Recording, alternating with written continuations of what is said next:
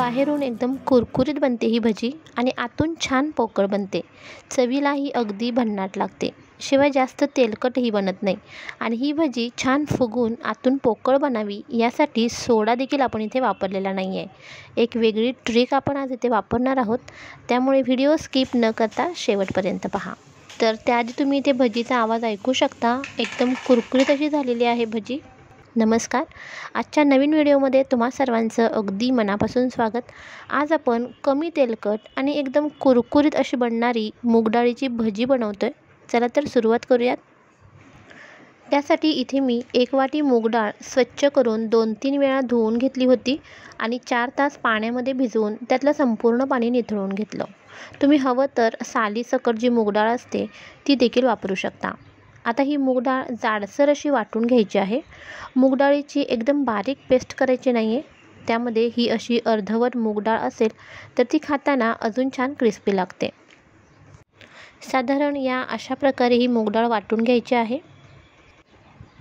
मगाशी सांगितल्याप्रमाणे यामध्ये आपण सोडा वापरणार नाही, तर मग काय करायचं ते पाहूयात।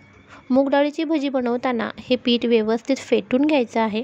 जर तुम्ही हे पीठ असं चांगलं फेटून घेतलं तर तुमची भजी एकदम हलकी फुलकी आणि कुरकुरीत बनते, आतून छान पोकळही होते, त्याचं पीठ खाताना लागत नाही, शिवाय ती चांगली फुगते देखील। तर हे पीठ कितपत फेटून घ्यायचं हे करण्यासाठी इथे एका बाउलमध्ये मी पाणी घेतलं आहे, त्यामध्ये आपण थोडं पीठ टाकून पाहूयात। पीठ पाण्यात पसरलं जातं आहे आणि ते लगेचच पाण्याच्या तळाला जाते। अशा पिठाच्या भजी कुरकुरीत न बनता, हलक्या फुलक्या न बनता त्या चामट बनतात। आपण हातानेच हे पीठ अजून छान फेटून घेऊयात। तर काही वेळ फेटल्यानंतर पुन्हा थोडंसं पीठ पाण्यात टाकून पाहायचं, पीठ लगेचच वर तरंगू लागतं। तर आता हे पीठ भजी बनवण्यासाठी एकदम तयार आहे। तर ही छोटीशी ट्रिक आहे, आपली भजी अगदी छान अशी बनते, कुरकुरीत पोकळ अशी बनून तयार होते। तर ही ट्रिक नक्की वापरून पहा। आता हे पीठ तर आपलं तयार आहे। आता चवीसाठी यामध्ये काही पदार्थ आपण ॲड करूयात। सगळ्यात आधी इथे मी 1 चमचा आल्याची पेस्ट घातली, चिमूटभर हिंग घालायचा, 1 छोटा चमचा जिरं घालायचं आहे, भरपूर सारी कोथिंबीर घालूयात यामध्ये। कोथिंबीर छान बारीक चिरून घ्यायची। 1 मध्यम आकाराचा कांदा अशा प्रकारे बारीक चिरून घेतलेला होता, तो घालूयात। आता यामध्ये मी अर्धा चमचा धने पावडर घातलेली आहे आणि ती धने पावडर अशा प्रकारे जाडसर अशी कुटून घेतलेली आहे, कारण त्याचा जो फ्रेश फ्लेवर असतो तो या भजीमध्ये खूप छान लागतो। त्यानंतर यामध्ये चवीपुरतं मीठ घालून सर्व व्यवस्थित मिक्स करून घेऊयात।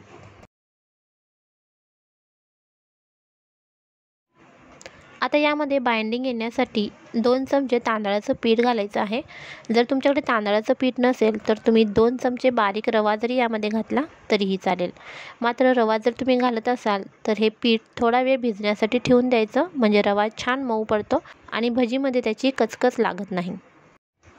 तर पीठ आपल्याला जास्त घट्टसर असं बनवायचं नाही आहे, साधारण या अशा कन्सिस्टन्सीचं पीठ बनवायचं। आपल्याला भजी व्यवस्थित तेलामध्ये सोडता येतील एवढ्या कन्सिस्टन्सीचं इथे पीठ बनवायचं आहे। या भजीसाठी तेल चांगलं गरम करून घ्यायचं। तेल गरम होईपर्यंत गॅस हाय फ्लेमवर ठेवायचा। एकदा का तेल गरम झालं की गॅस मीडियम फ्लेमवर करून छोट्या छोट्या भजी ह्या अशा प्रकारे सोडून घ्यायच्या। मिनिटभर छान तळल्या गेल्या की आपोआप वर तरंगू लागतात या भजी। आता या अधूनमधून पलटून लालसर रंगावरती आपल्याला तळून घ्यायच्या आहेत। तर तुम्ही इथे बघू शकता, छान लालसर अशा ह्या तळून झालेल्या आहेत। आता आपण त्या काढून घेऊयात। तुम्ही आवाज ऐकू शकता, एकदम मस्त कुरकुरीत अशा बनलेल्या आहेत।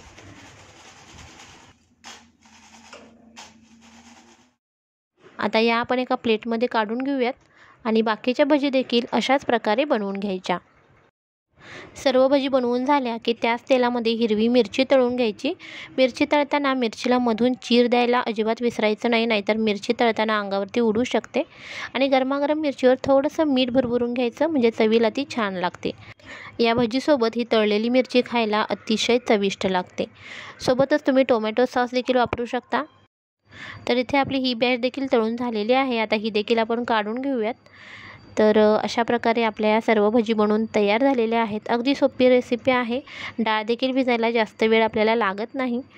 त्याचसोबत इथे सोडा वगैरे आपण काही वापरलेला नाही आहे. अगदी छोटीशी ट्रिक वापरून ही भजी आपण बनवलेली आहे. अतिशय कुरकुरीत अशी बनते, आतून मस्त पोकळ, आणि जे आपण पदार्थ यामध्ये टाकलेले आहेत त्याचा फ्लेवर या भजीमध्ये अतिशय छान असा उतरतो.